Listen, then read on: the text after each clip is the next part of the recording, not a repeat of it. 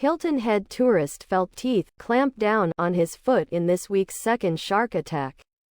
Hilton Head Island packet.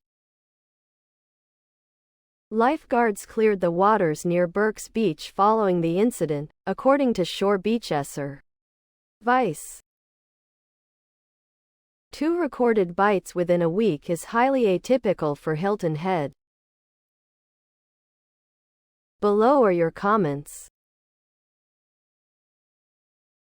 Probably stepped on a sand tiger shark, so not an attack. I'm wondering if he was vaxxed? The sharks are just going where the food is.